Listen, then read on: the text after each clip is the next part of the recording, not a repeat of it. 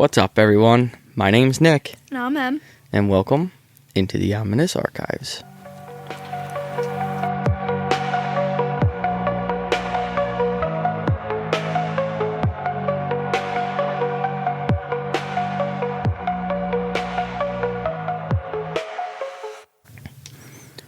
All right, Em. There's not much we're going to dive into because this is possibly going to be a long one. Nick said, let's cut right to the info. Right into it. We're going right into 32. Right into it. Well, we're covering a very, how do I want to phrase this? Some say still America's sweetheart. Some, like, very inspirational. Mm-hmm. I mean, you can even say, like, a go-getter for this week. Interesting. Who the heck are we talking about? We are going to be talking about Amelia Earhart. Ooh. Yeah. Good pick. Yeah. That's a really good pick. And everything that you just said, I think, yep, checks out. It checks. Yeah. Badass woman.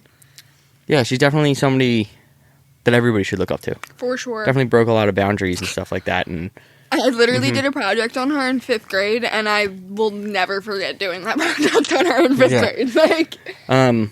There's obviously a ton on here. There's a ton of documentaries, a ton of books, a ton of podcasts. I've listened to probably 8 of them. Honestly, she deserves it. Give the girl her flowers. Like, I love it. So I plan on taking it a little differently, kind of being more vague with things and stuff, just because if this isn't going to be like a deep dive. Right. There's so much about her life that's going on and all that stuff. I just kind of want to, just give an overview. I've listened, like I said, to a bunch of podcasts, and there's so many people out there who do the deep dives and everything. Right. And I feel for this topic, I don't know what I was expecting. Mm-hmm. But I definitely wasn't not trying to keep everybody here for like 2 hours because there's so much info, and she's just awesome. So I'm excited. Yeah. Well, we're going to start on July 2nd, 1937. We have a Lockheed Electra twin-engine monoplane slicing through the warm skies above the Pacific Ocean. Inside, the world's most famous female aviator, Amelia Earhart, and her navigator, Fred Noonan. They're en route to this tiny piece of land called Howland Island. The problem is, they never make it. They never land, and they don't come back. So, before we already got to the point where they never come back, and everybody kind of knows that. But her story all begins when she was born on July 24th, 1897. I never realized that she disappeared on the 2nd, but her birthday was 22 days later. In Atchison, I'm not going to be able to say this all day. Atchison, Kansas. We're not in Kansas anymore. No, they definitely weren't. So she had like a unconventional, rebellious kind of childhood. It was driven by curiosity, and that curiosity kind of what propelled her to become the legend that she is. She climbed trees, had scraped knees, tangled hair. She built homemade sleds out of scrap wood, flew down hills like they were runways. Her father gave her a .22 caliber rifle to hunt rats with. She just loved, like, being outside, exploring. She knew who she was from an early age. Yeah, and the other thing, too, is, a lot of people will say, for that era and everything, like, that wasn't what women did. Right. And her parents, her mom, at least, definitely fed into, be you. Yeah. Do what you want to do. I love that. And I think it's really cool because look what it did. It propelled her to... Look where it got her. Mm-hmm. Parents take notes. Yeah. Like I just said, her parents, they encouraged her boldness. They praised the fact that she was independent. They wanted her to be fearless, defy expectations, and not just fall into the role of society, but be herself. They unknowingly were preparing her for the emergence of a new age, an age that would sweep away old traditions especially ones that told girls to stay small, quiet, and grounded. Period. Yep. And at the age of 7, after her mother, we were just talking about this earlier. Yeah. We kind of did, preview what we're talking about, but her mother said she couldn't ride a roller coaster at the 1904 fair in St. Louis, which is like the world fame. It's apparently like crazy. But Amelia, instead of like throwing a tantrum and freaking out, she went home, raided her dad's tool shed, built her own version, 2x4s, nailed it to the roof, took a wooden crate, made a cart, some roller skate wheels, boom, made her own roller coaster. Like, the creativity, first of all, it's, what, 7, you said? 7? Mm-hmm. Yeah. Yep. I love it. And with her childhood, like I said, there's so much more. Just to kind of off the top of my head, at one point, she would spend, I think it was winters with her grandparents. Obviously, there's 2 seasons. It's like, it's either winter or summer. Yeah. She spent one of them with her grandparents and then would go back to her parents. Her father had a really good job, kind of gave into alcohol, lost the job, bounced around. So, like, she had a very crazy kind of home life in a way. It wasn't all glitz and glamour type of thing. Yeah. She was educated at home until 12, and then she attended public school in Des Moines, Iowa. That's when, like I was saying, things changed. Her father was charming but unstable, succumbed to alcoholism, lost his job, and the family at home ended up getting auctioned off. And at 17, Amelia's innocence just kind of evaporated. The real world kind of hit her. Yeah, it hits you fast. That lesson stayed with her forever, so she never depended on anyone else, not even her husband, not for happiness, not for money, all her. She's independent. Yeah. She obviously despised alcohol, as anyone in that situation would. Yeah. She developed a relentless fear of poverty, which, I mean, I feel that's kind of like everybody's fear. Like, nobody wants to lose what they have, but, like, when you hit that point... When it happens to you, that's when... You know the feeling. That's when you know it. Yeah, you don't want that to happen That's again. when that fear, like, sets in. You're like, this is not, not going to happen. She vowed to herself to never let her dreams be shackled by someone else's failures. So, like I said, they bounced around moving-wise, and she ended up picking Hyde Park High School. I believe it was in Chicago. And there she fell in love with science and engineering, while other girls were studying etiquette. Amelia was studying engines. She devoured books about women breaking barriers, and she even kept a scrapbook of their stories. It's amazing to me that she, like, was so young and, like, knew that that's what she wanted to do. Like, Well, we'll get there. She didn't know she wanted to fly. well, yeah, she knew that she wanted to do something, She wanted to be independent. Yeah. She wanted to do everything on her own. something that wasn't being done. Like, like, you could just tell, like, right off the bat, she was so driven. She's quoted at one point saying, "Some men are better," and that's, I don't know the exact quote, but it's like, some men are better at baking, and some women are better at repairing or at being mechanics. Yeah. Like, there's a quote that she says that, or something along those lines, and it's true. I mean, I went to automotive school. There were plenty of women there, and I started knowing nothing about cars. And just talking to some of them, I was just like, why do you need school? Like, you seem like you know everything already. But it's just all, I guess, your niche. Yeah. At one point, the war came. She ended up moving to Toronto to care for wounded World War I soldiers, men with missing limbs, blinded by gas, or just shattered by trauma. But death struck closer. During the Spanish flu pandemic, she became gravely ill with pneumonia and sinus infection. That actually nearly killed her. Damn. And when she moved to Toronto, she was visiting her sister. And that's kind of what sparked the whole thing, because her sister was involved in it and stuff. She does. Right. She has a sister. She never fully recovered. She did. Like, it was one of those, she recovered, but she didn't. For the rest of her life, she suffered from chronic headaches and infections. I didn't know that. And sometimes she had to wear a bandage on her cheek to hide a drainage tube. And that made flying harder and more painful. Yeah, I had no idea about that. Can only imagine, because when I have a sinus headache, Yeah. sometimes just the room temperature is just not having it. Dude, even like sometimes like moving your head the wrong Yep. way, it's like You're just like, hell. I'm done. Yeah. So, like I said, we're kind of staying real vague Yeah. with like her life and everything, and even with the flights and all that stuff. It's more of a conversation. I just kind of want to talk about it. All right. Do I do it justice? I want her and Fred Noonan to do, like, the justice I want to do to them is just talking about how inspiring it is. So, she had no intention of kind of staying grounded, especially when it came to the sky, which was considered a man's domain. Amelia said she wanted in. So while she was nursing soldiers from the aftermath of World War I in Toronto, she visited the Canadian National Exhibition, which was just like another enormous fair. Yeah. And the highlight of the day was a flight demonstration by a decorated World War I ace.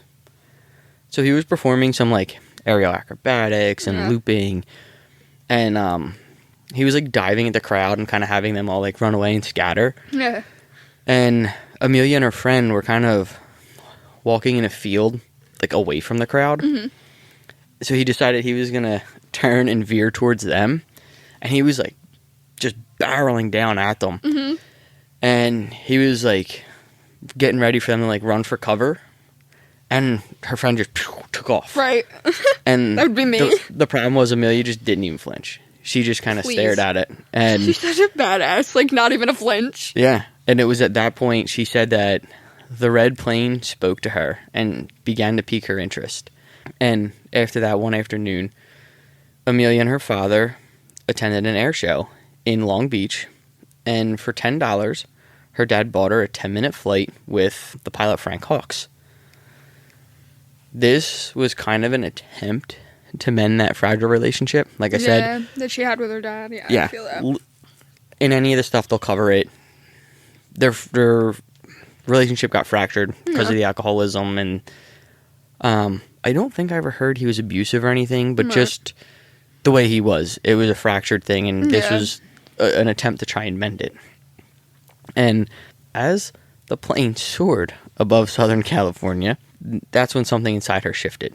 Quote, "By the time I had gotten 200 or 300 feet off the ground, I knew I had to fly," is what Amelia said. Yeah. You get that feeling, like, instantly, like, when you figure, like, out something that, like, just you want to when do. you know it's what you want to do. Yeah. It clicks. And like you said, what do you say? It's like a shift. Something just shifts in you, and you're just like, this is it. So she ended up taking on odd jobs. Stenographer, truck driver, photographer, just to afford her flying lessons.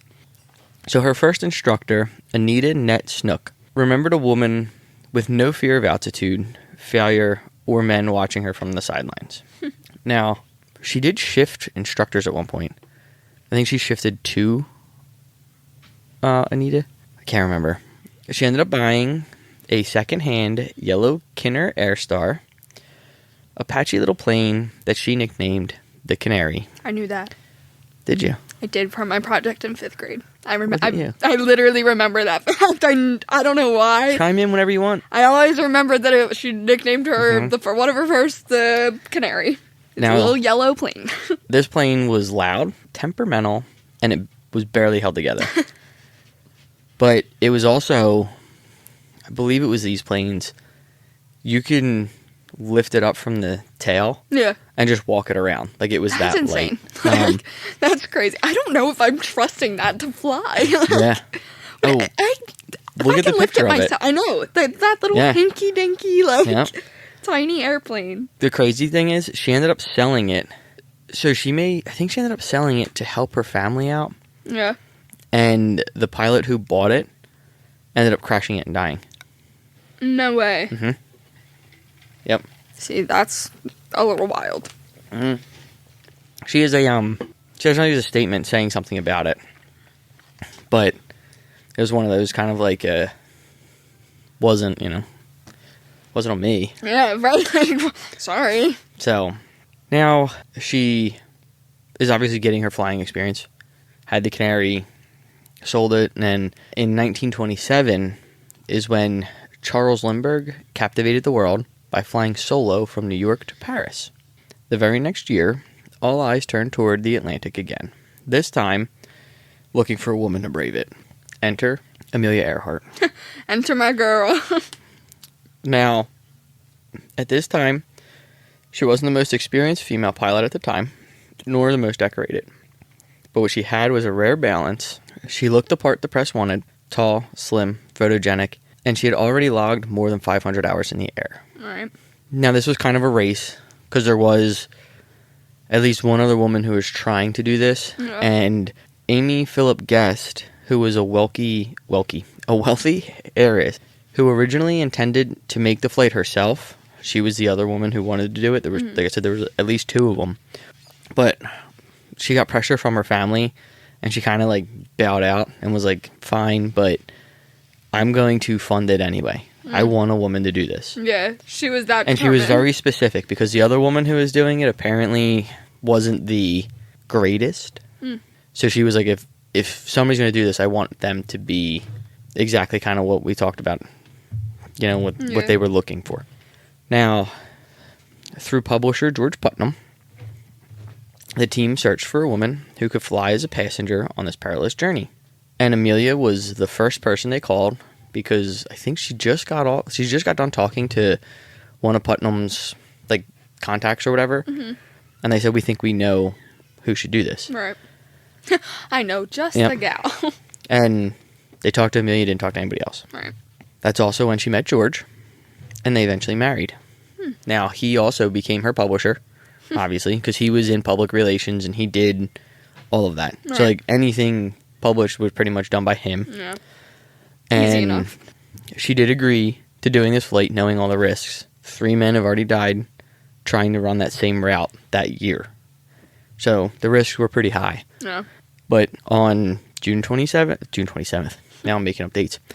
On June 17th, 1928, she boarded the Friendship in Tarapassee, Newfoundland, and spent the next 20 hours and 40 minutes wedged between fuel tanks in the back of the plane. Storms battered them, the radio went dead, they got lost, and for a while, they weren't sure they were going to make it. But they did. They landed right off the coast of Wales. It was cold, cramped, but they were very much alive. And thank God. Yep. At that point, the world just kind of went off.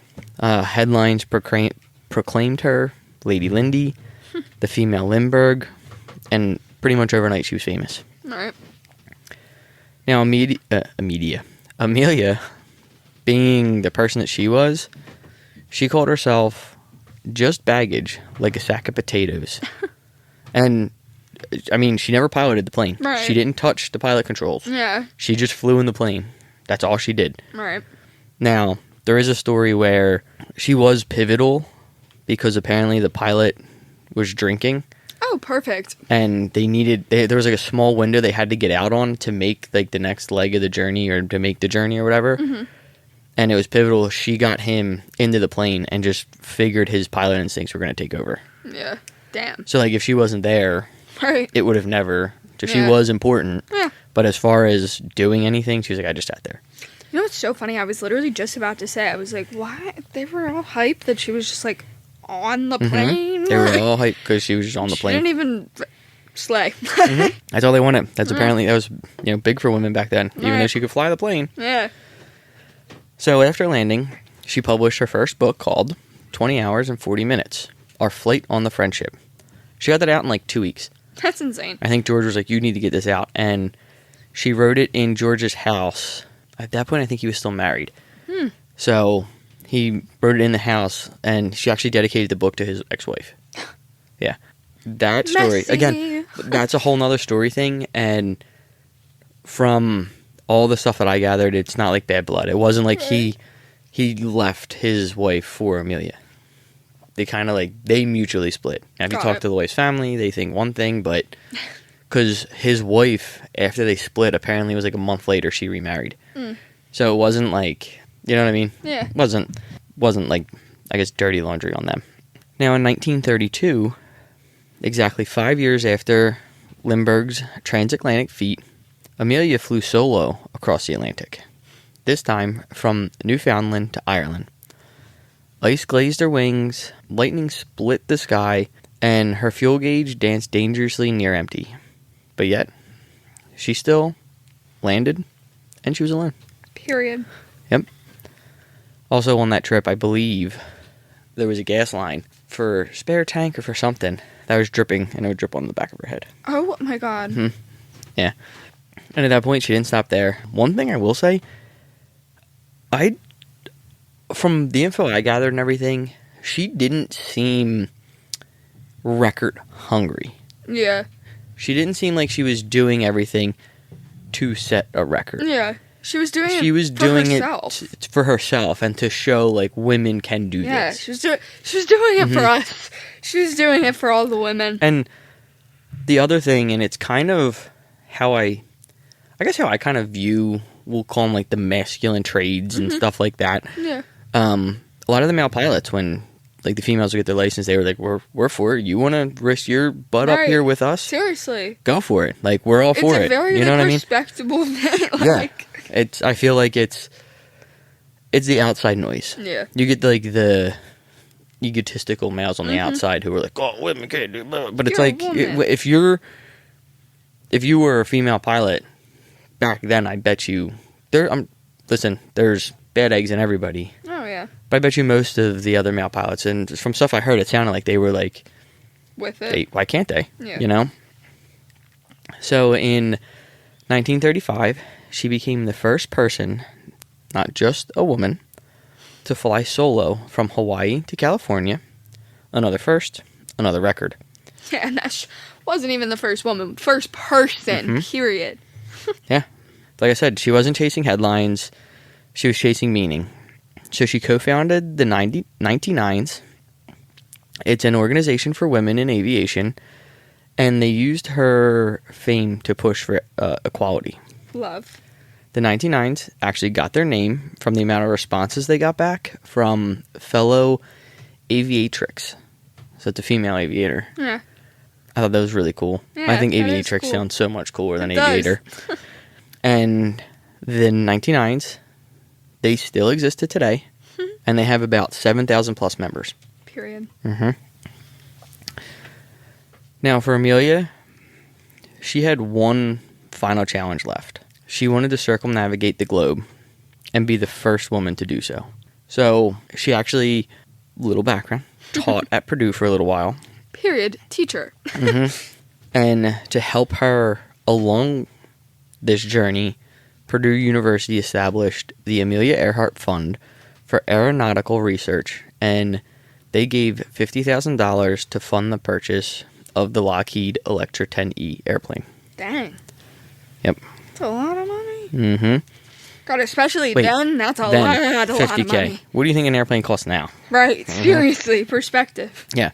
So like I said, I've been very vague. Because it is more of like a discussion kind of thing. You know, there's so many people out there who've they've dove deep into it. I just kind of want to touch the surface of everything and hopefully, you know, I guess pique interests. Wow, like, you know, she sounds really cool. Let me investigate more, you know. It was July 1936. The Lockheed Aircraft Company built the airplane, which was fitted with extra fuel tanks and other extensive modifications Earhart dubbed the twin-engine monoplane her flying laboratory. It was built at Lockheed's plant in Burbank, California. Now, she had all that stuff like fitted, the extra tanks, because they knew they were going to need them. Right. Fuel becomes a big thing in this. She knew they were going to need that. What else? They had a bunch of like new radio equipment, which I kind of find fascinating. I don't get too deep into it. Yeah. Because you'll see when we get like a little deeper with the flights, there's some communication issues that happen. And there's some stuff that you're kind of just like, well, part of me is like, I get it, but at the same time, I'm like, you should have. So, Earhart chooses Captain Harry Manning as her navigator. Now, Manning was also a pilot, and he was also a skilled radio operator who knew Morse code. So, Manning decided to take some time off of work and go for the trip. Now, the original plan was a 2-person crew.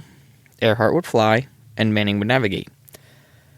So the T, or the drama with Manning, his nav ability kind of popped up.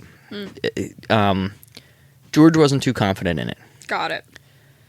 They apparently took one flight, and Manning navigated them 20 miles off of course, and they're flying like over a state line, so it was kind of like okay, because a tolerable amount to be off was 30 miles, and he came in at 20.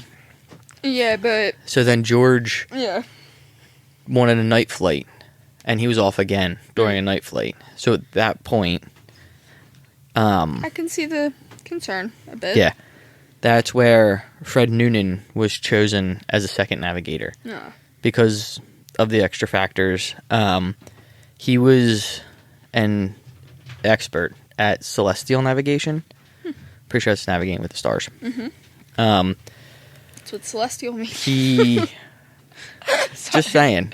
I'm sorry. Just saying. I needed to, It was making funny. sure. I had to. I've heard it like a bunch of times, and I was like, I just know it's navigating with the stars. But for anybody who doesn't, that's what it is. And glad they called me out on it. So Noonan, he was a licensed ship captain and was experienced with both marine and flight navigation. See, I feel like he's already more qualified. Yeah. He worked for Pan America World Airways, or Pan Am. Yeah. And he actually created most of their flights, like their cross-country flights and stuff. Yeah, He's the I'm one gonna who go with this guy.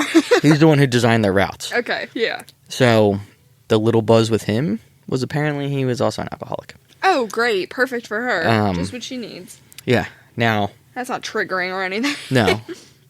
It said that nobody ever knew him to drink on the job, Oh, well, that's good. but apparently it was known that he was an alcoholic. Still a problem. Yeah. So the original plan was Noonan would navigate from Hawaii to Howland Island, which was the difficult portion of the flight because Howland, was very, very small. And then Manning was going to continue with Amelia to Australia, and after that, she would proceed on her own for the remainder of the project. Oh, okay. So, all three of them to start? They were going to start, so Noonan was going to do the hard part of the navigation because Howland Island didn't have a runway. Yeah. The U.S. government built a runway for her because That's more insane. of the stuff, like I said, we were very vague. Yeah. She became friends with, I think it was Theodore Roosevelt and his wife. It's, absolutely insane. Really good friends with them. Yeah. So they built a runway for her there. She, I forget how they ended up doing it. The government, they can do whatever they want, things. yeah. Built. It was a one-time use runway. Right. And that was the plan. Noonan would navigate that hard part. Right. After that, Manning would then take her from there to Australia. I think even that was a couple stops away. Right. And at Australia, he would leave, and then she would do the rest on her own. And it's just her. Okay. And it's just her. Got it. So on March 17th, 1937, they set out on the first leg of her round-the-world flight. The first leg of this attempt going to be between Oakland, California, and Honolulu, Hawaii.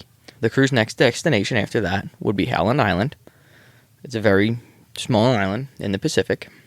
The thing is, the flight never left Luke Field after they landed in Hawaii. During the takeoff run from Hawaii, there was an uncontrolled ground loop. Now, I didn't know what a ground loop was. They're mainly for a tail dragging type of plane. Due to the layout of how those planes are, they can be hard to control when there's strong winds, and it can turn the plane sharply and cause damage, which is what happened in this case. Yeah, I wouldn't have known what that was. So, what ended up happening is Amelia thought the right landing gear broke. Some other people say the tire popped. Some people say it was pilot error. Some people say there was an accident. Right, just coincidence. Either way, the plane was damaged to the point where they had to ship it back. Oh, damn. To California. I heard one place say fly it back, but mainly people say they put it on a boat and shipped it back. Because of that, the time off that Manning had came to an end, so he had to leave. So then, in May of 1937, Amelia took off from Oakland, California, on her second attempt to fly around the world at the equator. Now, what's different from this than everybody else is the equator's bigger. It's longer. It's 29,000 miles. That's insane. No pilot's ever completed that. Yeah. They've all gone, like, up over, kind of like how you would fly to, like how we flew to Italy. We went up through New York, Canada, across all that over there, over, like, Ireland and all them, and then down. Yeah. She's going down and then across the equator around. Flying is literally so beyond wild to me. So crazy. Oh, yeah. Like, shout out to all the pilots for real. Like, such a crazy job. Oh, yeah. It's a wild job. So, they decided to reverse the original westward course. So, from Oakland to Hawaii to Howland, etc., east. Because they wanted to avoid bad weather. And the winds kind of were directing that way. So, it would make it a little easier to fly. So, they went east. They flew from California to Miami, and then down to South America, and at that point across the Atlantic to Africa, through India and Southeast Asia. So, the little bit of extra info I know about this, they didn't say anything about the California to Miami flight. She just did it. They didn't say anything, they didn't make a big deal. She just did it. The Miami one, they made the big deal. And even then, I think they said it at, like, the last minute. So, like, a ton of press and stuff couldn't get there. Right. The rest of it, not huge parties, but, like, a lot of the places she landed were, like, people were just, like, out and, like, seeing her and all that stuff. Yeah. At one point, her scarf gets ripped apart. Oh. And people take pieces of her scarf. Yeah. So, that journey was grueling. There was long days of flight that brought them through Dakar, Katram, Bangkok, Darwin, and then by June 29th, they reached Lae, New Guinea. So, after all that, they've covered about 22,000 miles of the 29,000. That's crazy. They have just one final stretch that remained, and it was the 7,000-mile flight across the Pacific to Howland Island. Like we said earlier, it's a flat speck of land that's barely even visible in perfect conditions. So, it's a shot in the dark, kind of. Right. Now, this is what Noonan was brought on for. This is your job, buddy. He was going west to east, if you think about it, you know. You're flying west the first time. Now we're coming east. But either way, there are more, like, details and things that happened. A radio went out at one point. They fixed it. Some other, like, small things happened, and they were able to get everything fixed. So, Amelia, this is one of the things I was going to talk about. Amelia removed the telegraph transmitter to save some weight, relying solely on voice communication. Now, she and Noonan were not trained in Morse code, and one thing to note is that she only had about an hour's worth of training on her new radio equipment. Oh, that's great. So they removed one to save weight. Right. Which is like I think that's the Morse code, the do-do-do-do-do-do-do-do-do. I think that's what they removed.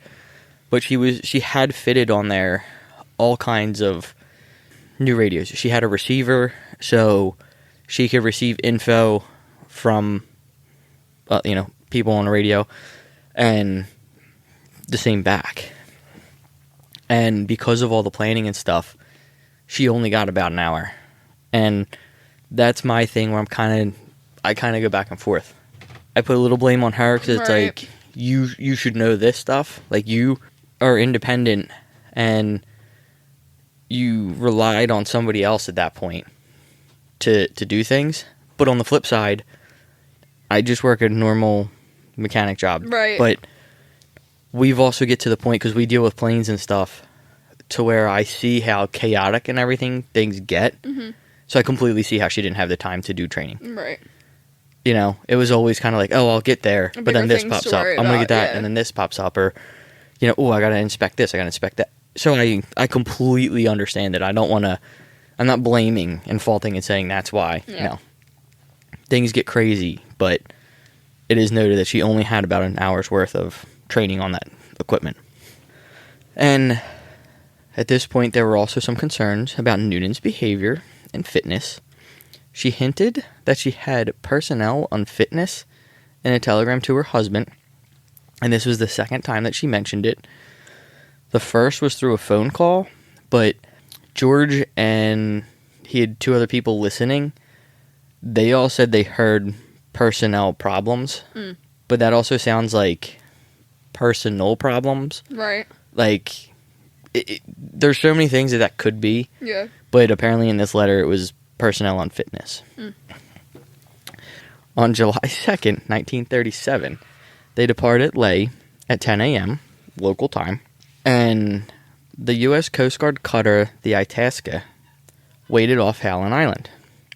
So they were going to guide them in. But the coordination was kind of flawed. Amelia couldn't receive any of the ship's transmissions. Her equipment wasn't fully capable of the frequencies that they were using. And a vital direction-finding station on the island apparently had dead batteries. Perfect. Now, when she took off from Ley, they say in pictures there was a big antenna that was on the bottom of her plane that apparently was missing. Oh, great. So, in the pictures of, I think it's Ley, she, like, they have something of, like, her landing, and it's there, and then she goes to take off, and it's missing. So, like, it fell off at some point. Right. And, like I said, this is why, again, we're very, very general in all of this. And it was after more than 14 hours in the air, Earhart radioed, quote, "We are circling, but cannot see island, cannot hear you." Her signals were strong, which meant she was, like, close. Right. But she never saw Howland. It said at one point that, like, some of her communications were coming in so loud that they thought it was going to blow out the headphones or the speakers of the Itasca. Dang. But because of that, like, frequency discrepancy and all that stuff, there's so many other communications, too. She is communicating with them a lot. They can hear her. She's, like, faint. And she gets stronger up until, like, that one where she, like, blows out their speakers. So now we go from that little bit, which was kind of them saying, like, we're here, can't find you.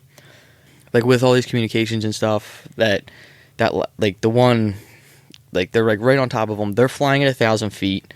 There's also a discrepancy about fuel.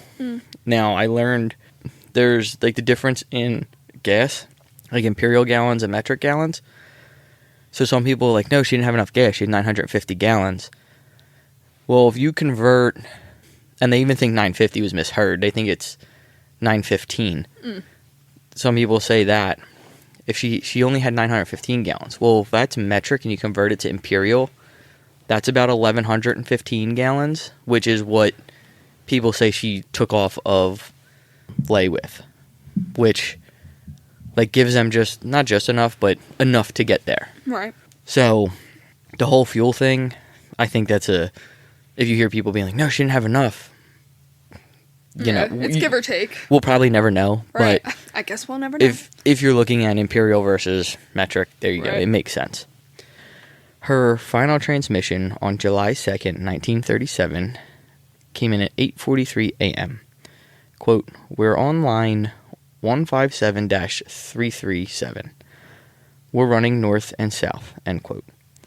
The transmission from Amelia was faint, incomplete, and the voice was strained, possibly panicked. Now, the Coast Guard cutter Itasca waited near Howland Island, and its crew heard Earhart's last words, but she never heard them. Their signals never reached her.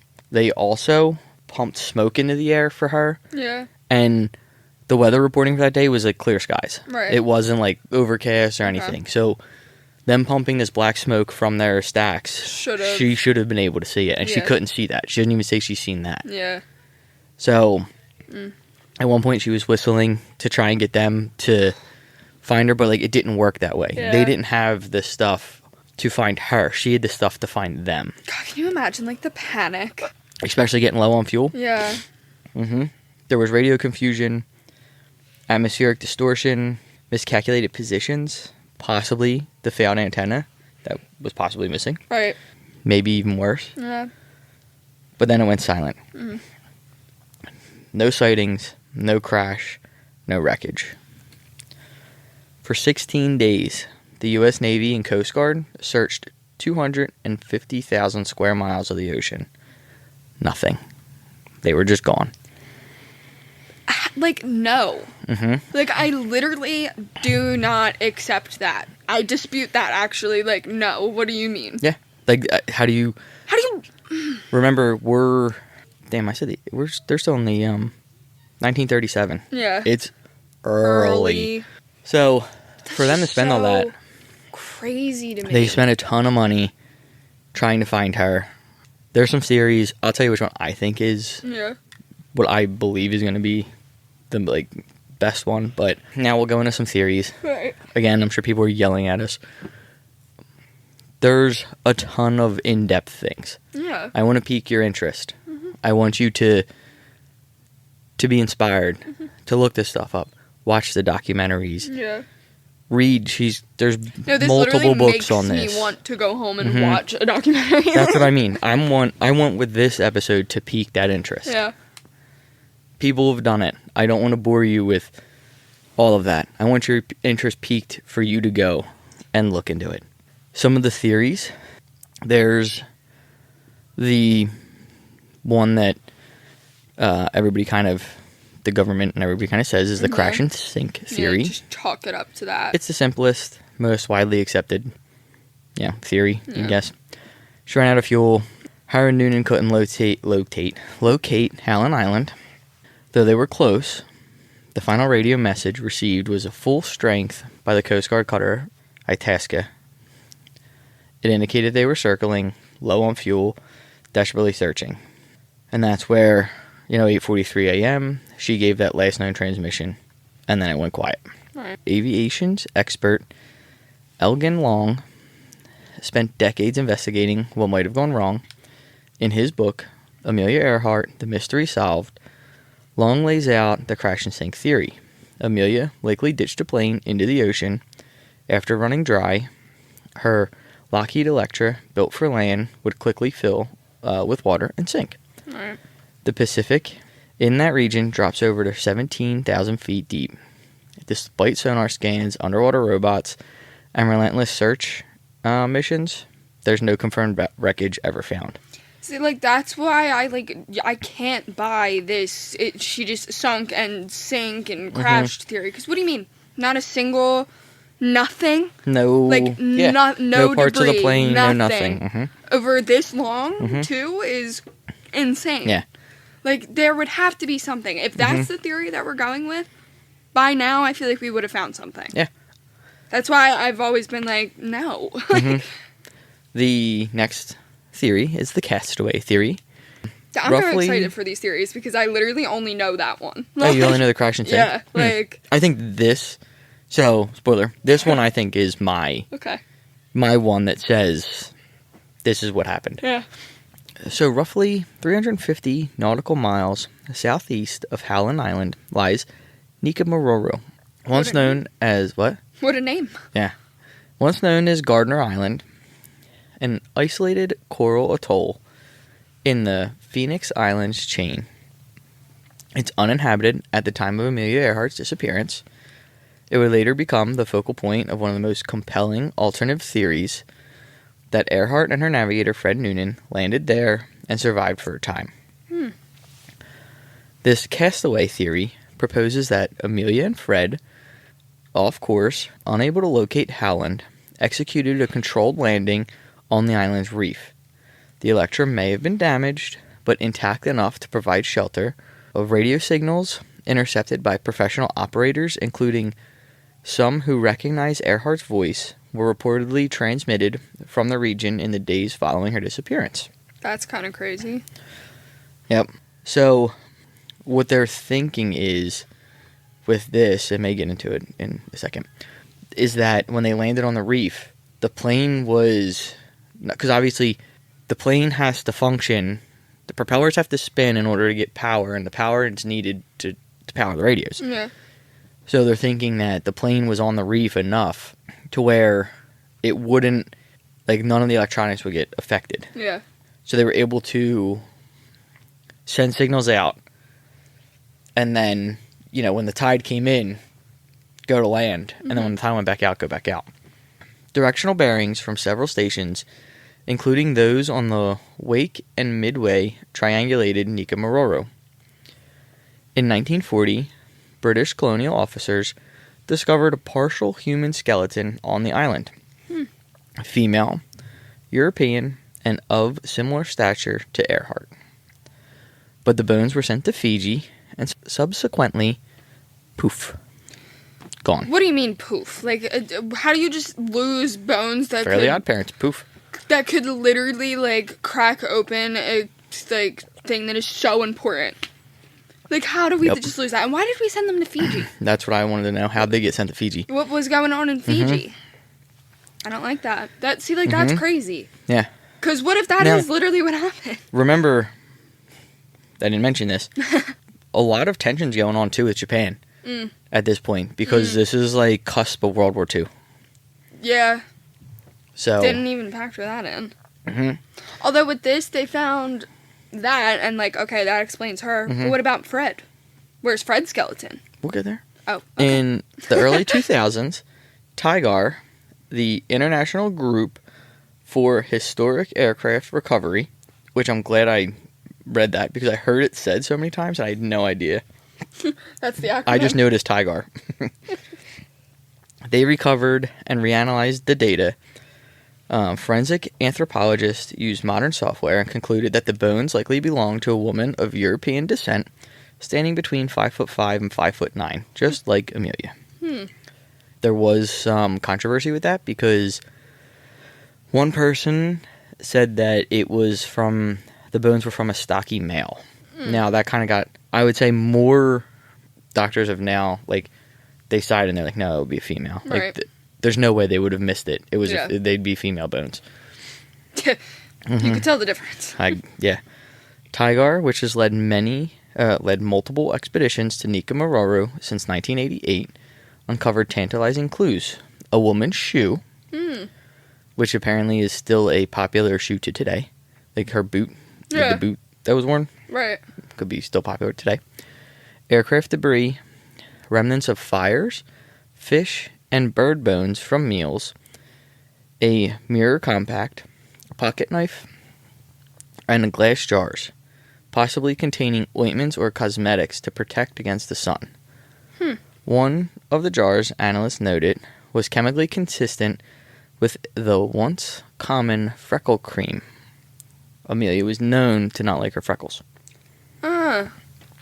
Zippers and other oddities were consistent with Amelia's clothing preferences, and the designs of her fashion collaborator, Elsa Schiaparelli. Schiaparelli. Yeah. Come on, you should know that name. I know, right?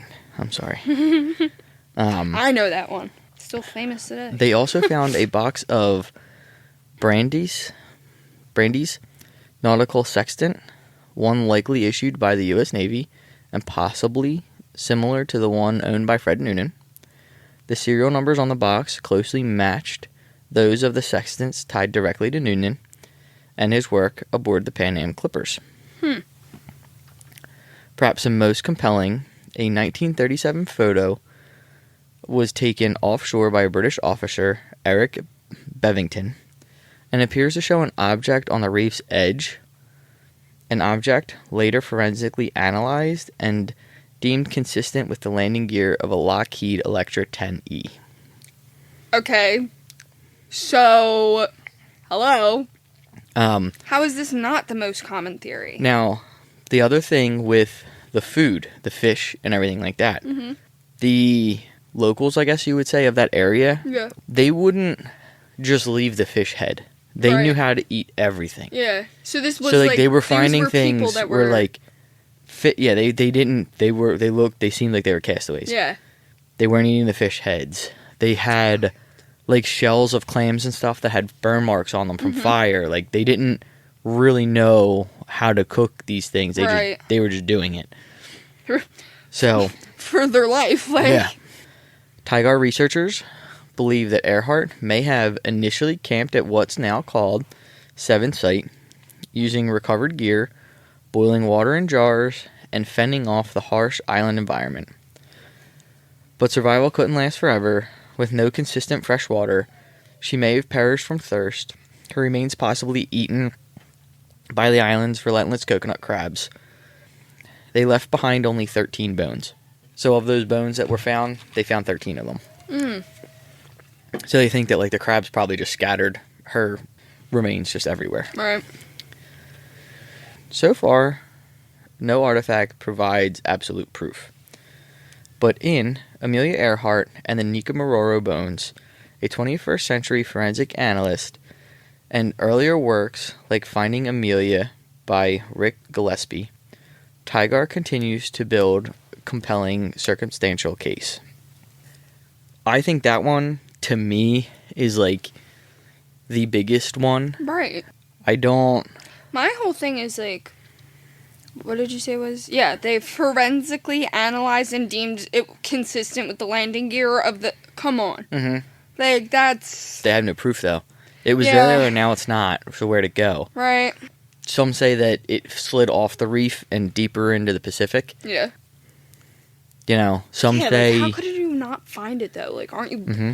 Wouldn't you look like... They are. I mean, they are. It costs Right. thousands and thousands of dollars. Oh, It is crazy. I know, I'm like, hundreds of thousands just look. Just go look. Just go look. You know, just take your little submarine and go look. Right. It doesn't work like that.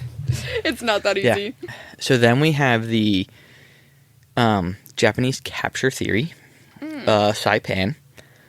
That is the kind of the island where some of this takes place, but not where they were technically captured.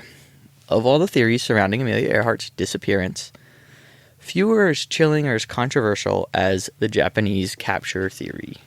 This version of events contends that Earhart and Noonan didn't crash and sink, and they didn't land on Nikamororo.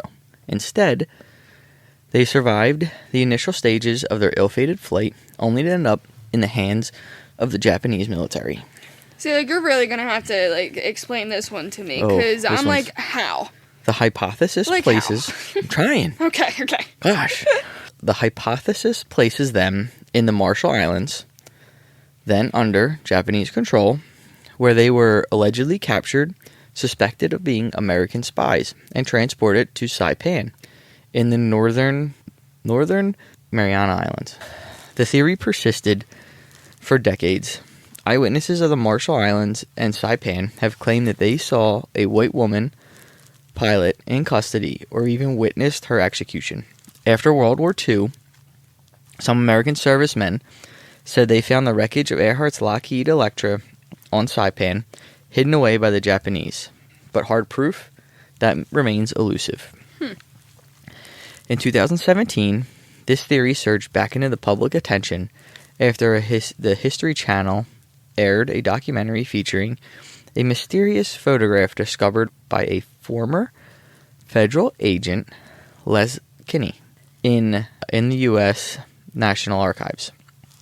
The image, stamped by the Office of Naval Intelligence, appeared to show a woman with a short haircut and a man resembling Noonan on the dock of Jowett Atoll with a Japanese ship towing barge, carrying what some claimed was an airplane. Facial recognition specialist Kent Gibson asserted that these figures were very likely Earhart and Noonan. Sean Henry, former assistant director of the FBI and NBC News analyst, confidently stated, quote, "When you pull out and when you see the analysis that's been done, I think it leaves no doubt to the viewers that that's Amelia Earhart and Fred Noonan," end quote.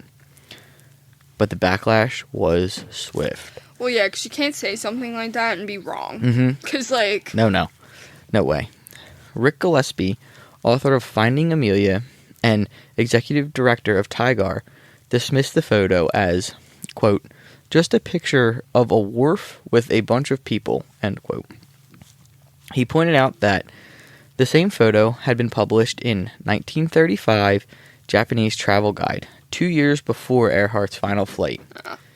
"It's just silly," he said, noting that Even the woman's hair was far too long to match the cropped hairstyle Earhart wore in photos taken days before her disappearance.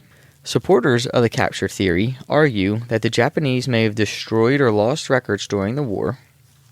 Multiple local witnesses over the years claim to have seen a Caucasian woman and man held on Saipan under harsh conditions, and some stories say the pair were eventually executed.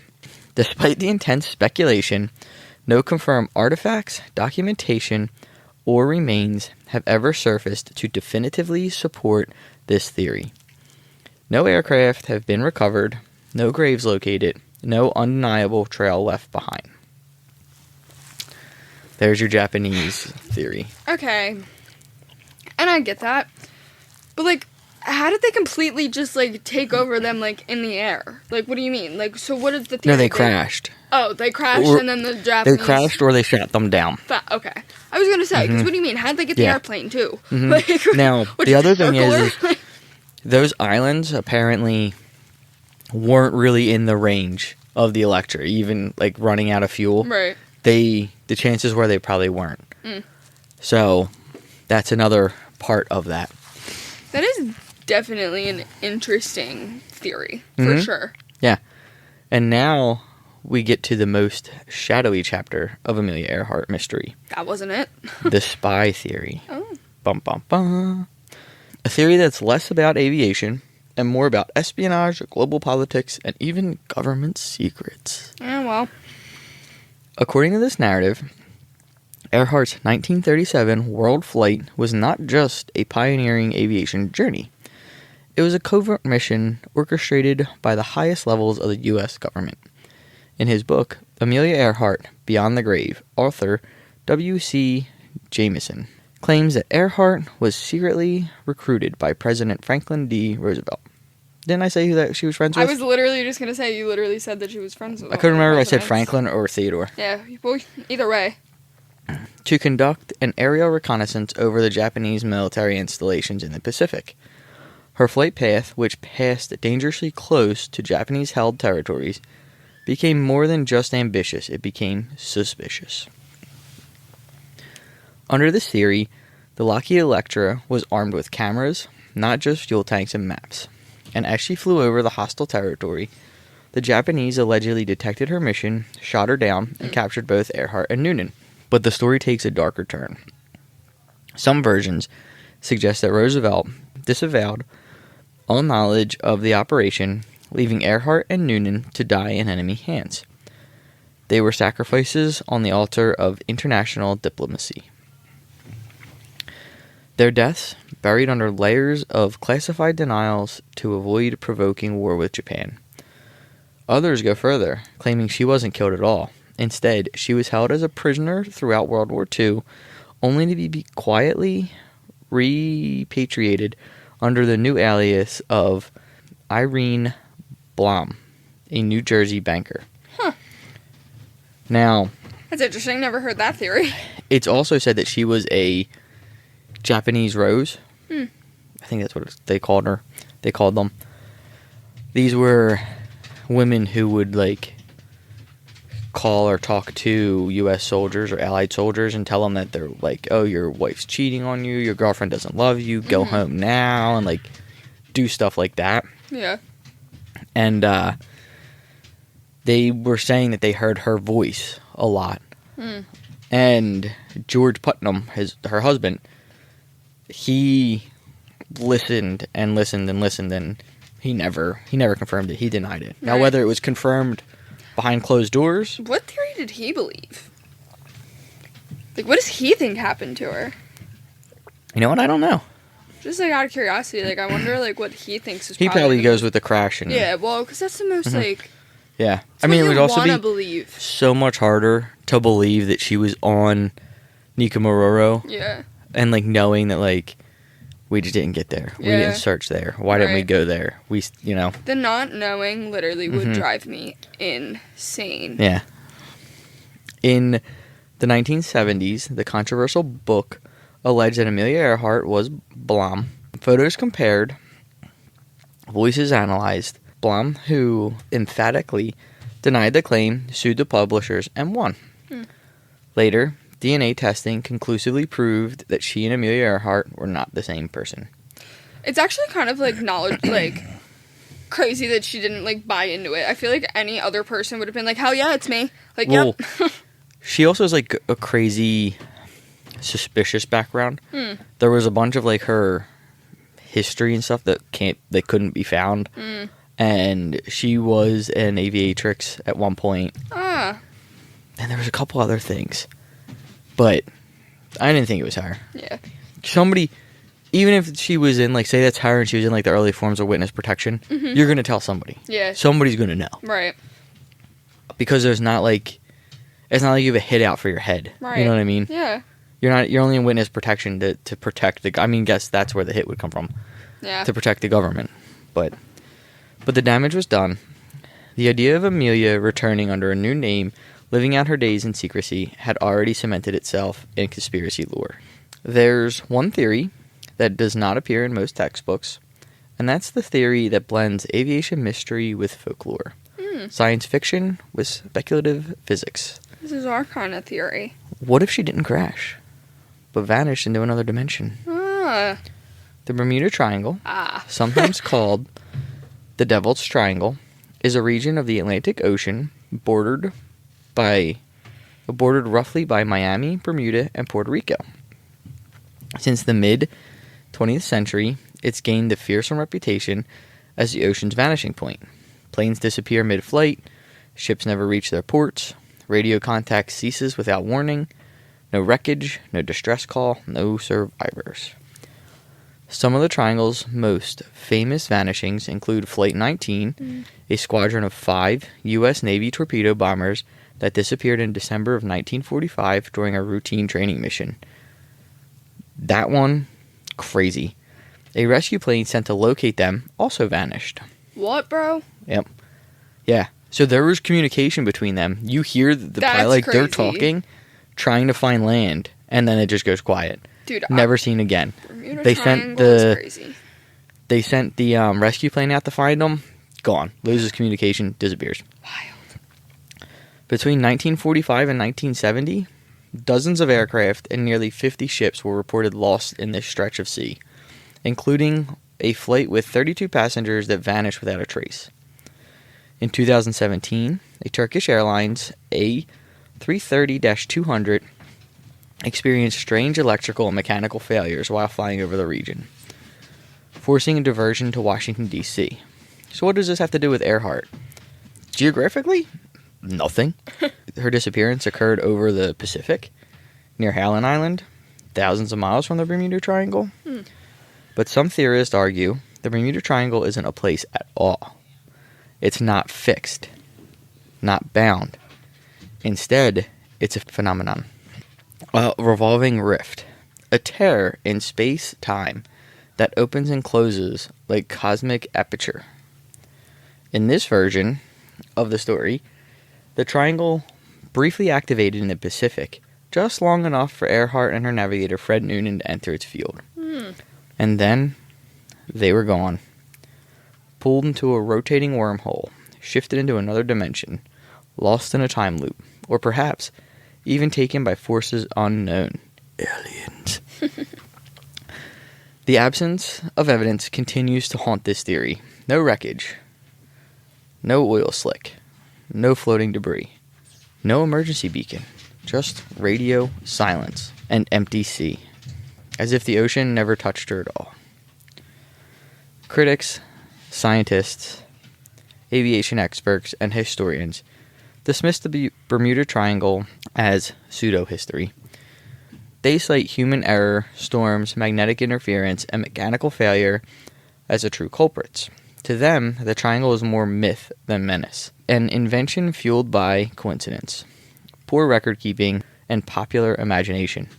Now, they would be the theories. That is the last one, the triangle. Yeah, I'm gonna agree with you, honestly. Nikamororo? Yeah, I think that's... Now, they haven't found anything else there, though. That's the problem. But, see, like, I feel like obviously the most make-believe theory is the crash and sink thing. My whole thing is, like, what the hell do you mean you didn't find a single ounce? Like, not a Nothing. trace Nothing at all. of evidence. Nothing. So it's like it hit, stayed in place, and they had a float. Like, they Right. had an emergency float with food and stuff on it. So if it would have, so they could have possibly gotten out. Like, they could have, they landed in the Hudson. Right. Sully landed in the Hudson. Yeah. They could have pulled off, now you're talking early aviations, but they Right. could have pulled off a water landing and gotten out. Or they could have bailed Yeah. and gotten out into the thing, and they never, like, that was never found. Nothing was ever found. Now, the ocean's huge. Yeah. They could have drifted somewhere. And so much of it is literally, like, isn't it, like, what is it? The We haven't percentage. explored. Yeah, Mhm. the percentage that we haven't even, like, explored. Yeah. It is crazy. Yeah. So now we have some modern searches and technological clues. So from 2009 to 2024, archaeologist Rick Pettigrew gathers and analyzes 29 satellite images of Teratata Point. Is he related to Peter Pettigrew? No. Could be, but no. I had to ask. Yeah. He believes a shape appearing in 2015 may be the fuselage and wing of Earhart's Electra, previously buried and then revealed after cyclone activity. So, that's what he's been doing. In 2012, underwater sonar scanning near Howland Island reveals a possible metallic object. While intriguing, no conclusive identification of an aircraft wreckage was made.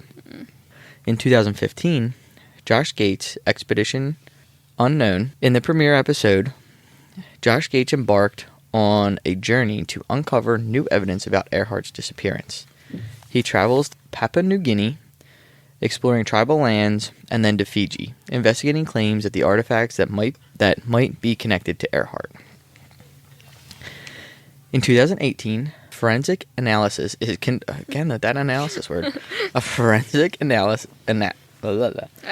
forensic analysis is conducted on bones recovered from Nikamororo decades later.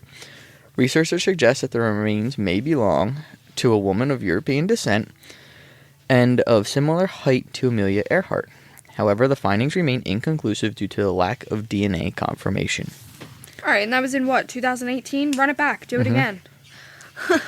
In 2019, August to be exactly, ocean explorer Robert Ballard, known for discovering the Titanic, leads an expedition to Nikamororo aboard the research vessel Nautilus.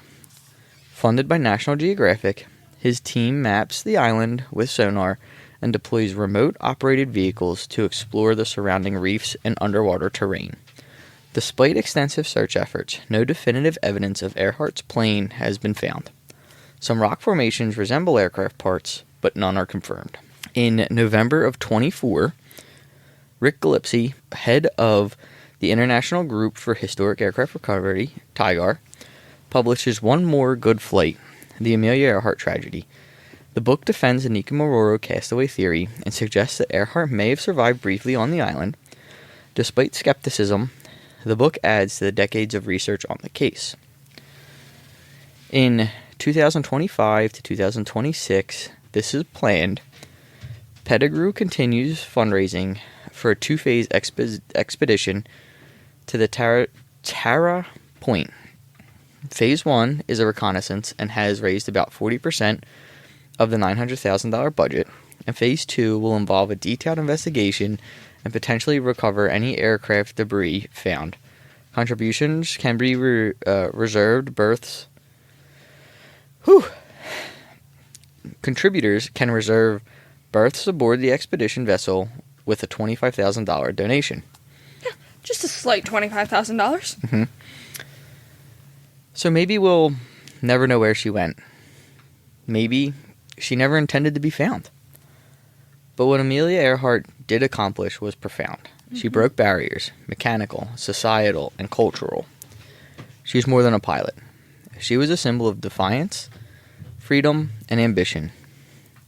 Even her disappearance became a metaphor for the limits of human reach. Quote, "Adventure is worthwhile in itself," end quote, she said. And perhaps that's all we need to know. To close us out, in Amelia's own words, everyone has oceans to fly. If they have the heart to do it, is it reckless? Maybe. But what do dreams know of boundaries? Never interrupt someone doing something you said couldn't be done. Some of us have great runways already built for us. If you have one, take off. But if you don't have one, realize it's your responsibility to grab a shovel and build one for yourself, and for those who will follow after you. There's more to life than being a passenger. The most effective way to do it is to do it. I love her. And that closes us out on Amelia Earhart. Like, she's literally such an icon. Mm-hmm. Like, totally. The way she did break the barriers and do all that stuff is just awesome. And like I said, I'm hoping that like this piques a lot of people's interest to like want to dive deeper into it. Yeah. Obviously, this is going to get cut down, but we're an hour and a half into it, and you know, I was vague. So she's just an icon. Yeah, some literally. still call her America's sweetheart. I think it was the Castaway Theory. Yeah. I think now, did you see the new Titanic thing on Disney Plus? They now have those robots that have went all the way down and could do that. I think if they deployed them puppies, for sure, you'll find something. I know. Seriously, it's crazy that like after all this time, we still don't have like anything more, like anything closer. Yep, and there's probably no DNA on those bones. They're probably some bleached and stuff like that. So. God, and by now, like, geez. So, I think that's I think it's gonna be our cue to get out of here. Yeah. You guys have listened to us long enough. I'd say come back next week to do some haunted things, but you know, this week was a little bit of a history mystery kind of deal, a search and find. But you know, don't forget to come back next week. I don't think I'm going to tell you what we're diving into next week, but we're going back to spooky. Definitely getting into something a little creepy, something of a copycat. But go follow us on our socials. Please rate, review, like us, anything, wherever you listen. It doesn't matter. It all helps us get out there to people. Sam, who wrote this episode, kills it all the time for us with every episode she writes. Yeah. She has her own podcast, Scare Me Sam. If you're in the market for a haunted book or a thriller, she reviews them. Go check out her podcast. You can also check out her blog at scaremesam.com.